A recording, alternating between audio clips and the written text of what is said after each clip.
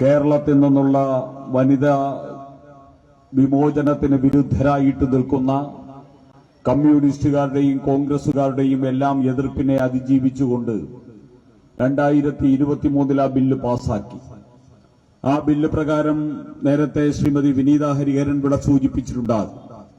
ആ ബില്ല് പ്രകാരം 2034 മാത്രമേ സ്ത്രീകൾക്ക് നിയമസഭയിലും അതോടൊപ്പം തന്നെ പാർലമെന്റിലും 33% സംവരണം ലഭ്യമാകും. അങ്ങനെയുണ്ടായിരുന്ന സാഹചര്യത്തിനൊരു പരിഹാരം കാണുന്നതിലേക്ക് വേണ്ടിയാണ് 5 വർഷം മുമ്പേ തന്നെ അധികാര സ്ഥാനങ്ങളിലേക്ക് സ്ത്രീത്വത്തെ ഉയർത്തിയെടുക്കുന്നതിന് വേണ്ടിയുള്ള നിശ്ചയദാർഢ്യമായിരുന്നു കഴിഞ്ഞ 16-17 തീയതികളിലായിട്ട് ഇന്ത്യൻ പാർലമെന്റിൽ അവതരിപ്പിച്ച ബില്ല്. ആ ബില്ലിൽ നിന്ന് നരേന്ദ്രമോദി സർക്കാർ ലക്ഷ്യം വെച്ചത് 2034 വരെ ഇന്ത്യ മഹാരാജ്യത്തിലെ സ്ത്രീകൾ അവരുടെ അധികാരലബ്ധിക്ക് വേണ്ടി കാത്തിരിക്കേണ്ട ആവശ്യമില്ല. 2029 തെരഞ്ഞെടുപ്പിൽ തന്നെ ഇന്ത്യയിലെ എല്ലാ നിയമസഭകളിലും എല്ലാ പാർലമെന്റുകളിലും സ്ത്രീകൾക്ക് 33% സംവരണം ലഭ്യമാക്കുക എന്നുള്ള ആ മഹത്തായിട്ടുള്ള ലക്ഷ്യമായിരുന്നു കഴിഞ്ഞ 16-ാം തീയതിയും 17-ാം തീയതിയും നരേന്ദ്രമോദി സർക്കാർ ഈ രാജ്യത്തിന് മുമ്പിൽ അവതരിപ്പിച്ചത്. പക്ഷെ ആ ലക്ഷ്യവുമായിട്ട് മുന്നോട്ട് പോകുന്ന സമയത്ത് ഈ രാജ്യത്തിലെ സ്ത്രീ സമൂഹത്തെ മുഴുവൻ അപമാനിച്ചുകൊണ്ട് വഞ്ചിച്ചുകൊണ്ട് ആ ബില്ലിനെതിരായിട്ടുള്ള ഒരു ഗൂഢസംഘമായിട്ട് കുടുംബാധിപത്യത്തിന്റെ പേരിൽ അധികാര സ്ഥാനത്തെത്തിപ്പോയ പ്രിയങ്ക ഗാന്ധിയും അതോടൊപ്പം തന്നെ DMKയുടെ സ്റ്റാലിന്റെ സഹോദരിയുമൊക്കെ കുടുംബാധിപത്യത്തിന്റെ പേരിലാണ് അധികാര സ്ഥാനങ്ങളിലെത്തിയത്. അങ്ങനെ കുടുംബാധിപത്യത്തിന്റെ പേരിൽ അധികാര സ്ഥാനങ്ങളിലെത്തിയവർ അംഗീകാരത്തിന്റെയും അതോടൊപ്പം തന്നെ കഴിവിന്റെയും അടിസ്ഥാനത്തിൽ സ്ത്രീകൾ അധികാര സ്ഥാനങ്ങളിലേക്ക് എത്താൻ വേണ്ടിയുള്ള ഒരു പരിശ്രമത്തെ അട്ടിമറിക്കുന്നതാണ് നമ്മൾ കണ്ടത്. ആ അട്ടിമറിക്കുന്ന കൂട്ടത്തിൽ കേരളത്തിലെ കമ്മ്യൂണിസ്റ്റുകാരെ നമുക്ക് കാണാൻ സാധിച്ചു, കേരളത്തിലെ കോൺഗ്രസുകാരെ കാണാൻ സാധിച്ചു, DMKക്കാരെ കാണാൻ സാധിച്ചു, TMCക്കാരെ തൃണമൂൽ കോൺഗ്രസുകാരെ കാണാൻ സാധിച്ചു. ഇങ്ങനെയുള്ള എല്ലാവരും ചേർന്നിട്ട് സമാജ്വാദി പാർട്ടിക്കാർ ഇങ്ങനെയുള്ള എല്ലാവരും കൂടെ ചേർന്നിട്ടാണ് ആ നരേന്ദ്രമോദി സർക്കാരിന്റെ ഏറ്റവും നല്ല ഒരു ദൗത്യത്തെ പരാജയപ്പെടുത്താൻ ശ്രമിച്ചത്. പ്രിയപ്പെട്ടവരെ, ഒരു കാര്യം പറയാൻ ആഗ്രഹിക്കുന്നു. ആ ദൗത്യം നിർവഹിക്കാൻ വേണ്ടി ഞങ്ങൾ വന്ന സമയത്ത് ഇവിടുത്തെ കമ്മ്യൂണിസ്റ്റുകാർ പറഞ്ഞു, സ്ത്രീകളുടെ പേരിൽ മുതലെടുപ്പ് നടത്താൻ ശ്രമിക്കുകയാണ് BJP എന്ന് പറഞ്ഞു. സ്ത്രീകളുടെ പേരിൽ മുതലെടുപ്പ് നടത്താൻ വേണ്ടി BJPക്ക് ശ്രമിക്കേണ്ട ആവശ്യമില്ല. ഇന്ന് ഈ രാജ്യത്ത് ഏറ്റവും കൂടുതൽ സ്ത്രീകൾ ഇന്ത്യയുടെ ധനകാര്യ വകുപ്പ് മന്ത്രിയായിട്ടും ഇന്ത്യയുടെ രാഷ്ട്രപതിയായിട്ടും ഒക്കെ സ്ത്രീ സമൂഹത്തെ മുമ്പിൽ നിർത്തിയിട്ട് പ്രവർത്തിച്ചു വരുന്ന രാഷ്ട്രീയ പാർട്ടിയുടെ പേര് ഭാരതീയ ജനതാ പാർട്ടി എന്നാണ്. ഈ രാജ്യത്ത് നിയമസഭയിലും പാർലമെന്റിലും നിയമം കൊണ്ടുവരുന്നതിന് മുമ്പ് ഭാരതീയ ജനതാ പാർട്ടിയുടെ അടിസ്ഥാന പ്രവർത്തന തലങ്ങളിൽ മണ്ഡലം തലം മുതൽ ദേശീയ തലം വരെ 33% സംവരണം പാർട്ടിക്കുള്ളിൽ കൊണ്ടുവന്ന ആത്മാർത്ഥത തെളിയിച്ച പാർട്ടിയുടെ പേര് ഭാരതീയ ജനതാ പാർട്ടി എന്താണെന്ന് അഭിമാനത്തോട് പറയുവാൻ ആഗ്രഹിക്കുകയാണ് BJP. ഈ രാജ്യത്ത് BJP സ്ത്രീകളുടെ പേരിൽ മുതലെടുക്കുന്നു എന്ന് പറയുന്ന കമ്മ്യൂണിസ്റ്റുകാരോടും കോൺഗ്രസുകാരോടും ഞങ്ങൾ ചോദിക്കുന്നു, നിങ്ങൾക്ക് നിങ്ങളുടെ പാർട്ടിക്കകത്ത് അവിടെ നിങ്ങളോടൊപ്പം കൊടിപിടിച്ച് നിങ്ങളോടൊപ്പം കഷ്ടപ്പെട്ട് നിങ്ങളോടൊപ്പം പ്രവർത്തിക്കുന്ന നിങ്ങളുടെ പാർട്ടിക്കാരായിട്ടുള്ള സ്ത്രീകൾക്കെങ്കിലും നീതി കൊടുക്കാൻ ഈ രാജ്യത്തിലെ കോൺഗ്രസുകാരാ നിങ്ങൾക്ക് സാധിച്ചിട്ടുണ്ടോ? കമ്മ്യൂണിസ്റ്റുകാരാ നിങ്ങൾക്ക് സാധിച്ചിട്ടുണ്ടോ എന്ന് ഭാരതീയ ജനതാ പാർട്ടി ചോദിക്കുകയാണ്. കേരം തിങ്ങും കേരള നാട്ടിൽ KR ഗൗരി വാഴുമെന്ന് പറഞ്ഞ് ഈ കേരളത്തിലെ സ്ത്രീ സമൂഹത്തെ മുഴുവൻ അപമാനിച്ച് വഞ്ചിച്ച് പറ്റിച്ച് അധികാര സ്ഥാനത്ത് വന്നൊരു പാർട്ടിയെ കുറിച്ച് ആലപ്പുഴക്കാരോട് പറഞ്ഞു തരേണ്ട ആവശ്യമില്ല. അതോടൊപ്പം തന്നെ കോൺഗ്രസ് എന്ന് പറഞ്ഞാൽ കോൺഗ്രസ് ഒരു കുടുംബത്തിലുള്ള സ്ത്രീകൾക്ക് മാത്രമേ ഈ കോൺഗ്രസിന് അധികാരത്തിൽ വരാൻ സാധിക്കൂ. ആ കുടുംബം എന്ന് പറയുന്നത് നെഹ്റു കുടുംബമാണ്. ഇന്ന് ആ കുടുംബത്തിലെ സോണിയാഗാന്ധിക്ക് ഈ രാജ്യത്തിന്റെ പരമാധികാരത്തിലെത്താൻ സാധിക്കുന്നു. സോണിയാഗാന്ധി കഴിഞ്ഞാൽ പ്രിയങ്ക ഗാന്ധിക്ക് പരമാധികാരത്തിലെത്താൻ സാധിക്കുന്നു. ഇനി അതിന്റെ പ്രിയങ്ക ഗാന്ധിയുടെ കുടുംബത്തിൽ ഇനി വേറെ പെൺപിള്ളേരൊന്നും തൽക്കാലം ഇല്ലാത്തത് കൊണ്ട് തൽക്കാലം ഇനി വനിതാ സംവരണം വേണ്ട എന്ന നിലപാടാണ് കോൺഗ്രസിനുള്ളത്. ഇതാണ് കോൺഗ്രസ്. കമ്മ്യൂണിസ്റ്റ് പാർട്ടി ഇതാണ്. കമ്മ്യൂണിസ്റ്റ് പാർട്ടി ഇന്ത്യ മഹാരാജ്യത്ത് ആരംഭിച്ചത് 1920കളിലാണ്.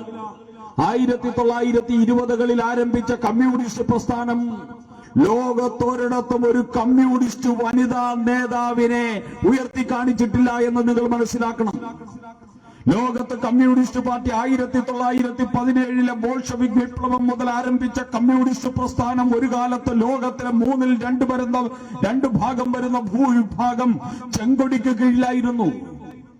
ആ ചെങ്കൊടിക്ക് കീഴിൽ കമ്മ്യൂണിസ്റ്റ് ഭരണത്തിന്റെ അധിനിവേശം നടക്കുന്ന സമയത്ത് ഏതെങ്കിലും ഒരു കമ്മ്യൂണിസ്റ്റ് രാജ്യത്ത് ഏതെങ്കിലും ഒരു വനിത അവിടുത്തെ കമ്മ്യൂണിസ്റ്റ് വനിതയായിട്ട് കമ്മ്യൂണിസ്റ്റ് നേതാവായിട്ട് ഉയർന്നു വന്നതായിട്ട് ഈ ലോക ചരിത്രം പഠിച്ചിട്ടുള്ള ആർക്കെങ്കിലും പറഞ്ഞു തരാൻ സാധിക്കോ? കമ്മ്യൂണിസ്റ്റ് പാർട്ടി അവന്റെ ജന്മം മുതൽ അവന്റെ ഒടുക്കം വരെ ഈ സ്ത്രീത്വത്തിനെതിരായിട്ടുള്ള ഒരു പാർട്ടിയാണ് എന്ന് അവന്റെ ചരിത്രം നമ്മെ പഠിപ്പിക്കുന്നു എന്ന് പ്രിയപ്പെട്ട ആലപ്പുഴക്കാരെ നിങ്ങൾ മനസ്സിലാക്കണം.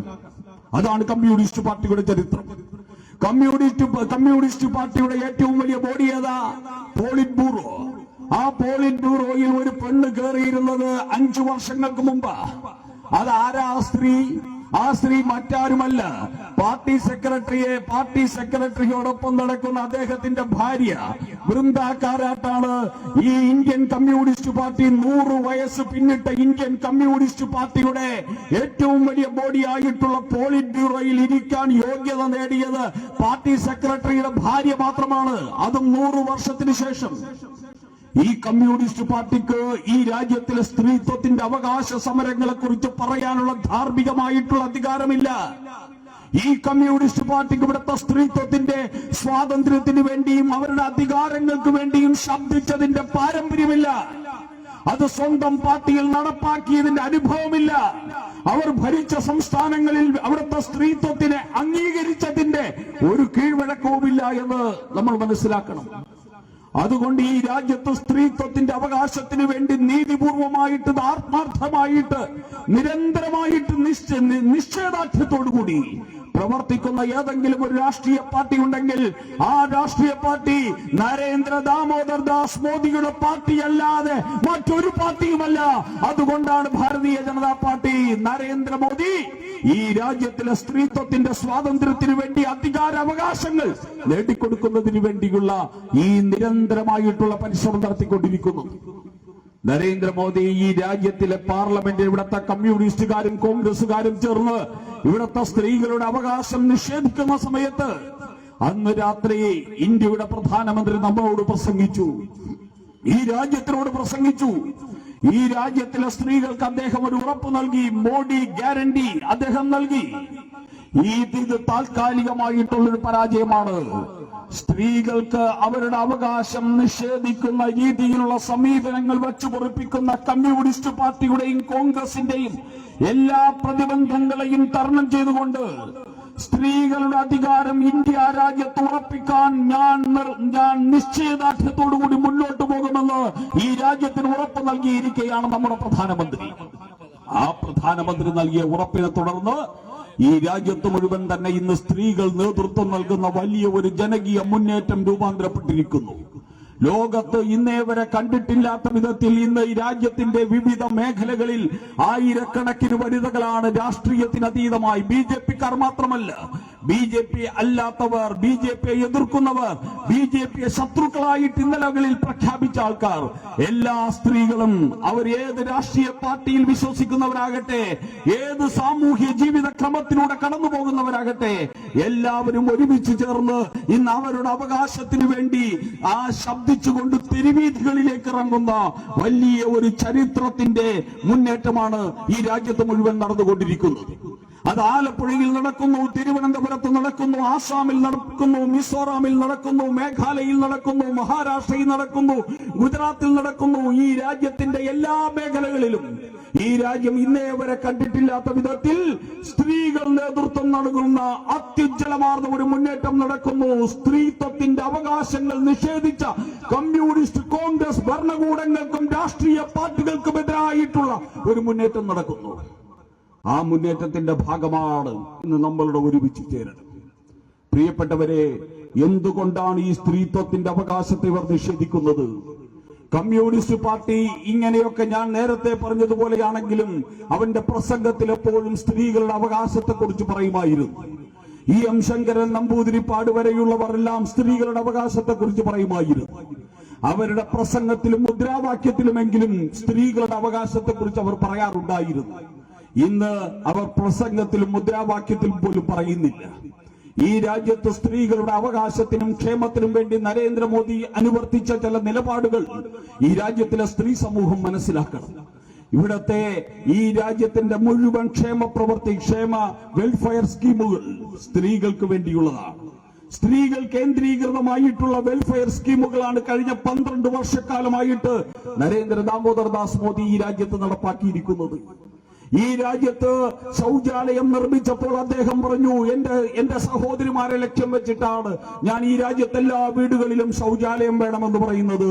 എന്റെ സഹോദരിമാർക്ക് ആത്മാഭിമാനത്തോട് ജീവിക്കാൻ വേണ്ടിയാണ് എന്ന് പറഞ്ഞു നരേന്ദ്രമോദി പറഞ്ഞു.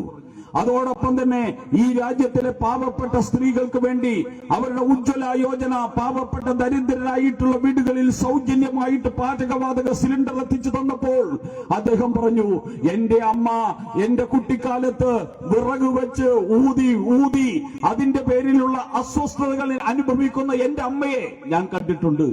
ഈ രാജ്യത്ത് ഓരോ വർഷവും 5 ലക്ഷത്തോളം വരുന്ന എന്റെ സഹോദരിമാർ ഈ ശ്വാസകോശ അർബുദം ബാധിച്ച് അതിന്റെ ചികിത്സയിലും മരണത്തിലും അകപ്പെട്ടു പോകുന്നു. അതിന് കാരണം ഈ പുക ശ്വസിച്ചാണ്. അതുകൊണ്ട് ഉജ്ജ്വല യോജന എന്ന് പറയുന്നത് ഇവിടുത്തെ സഹോദരിമാരുടെ ആരോഗ്യം സംരക്ഷിക്കാനാണ് എന്ന് പറഞ്ഞൊരു പ്രധാനമന്ത്രിയാണ് നമുക്കുള്ളത്.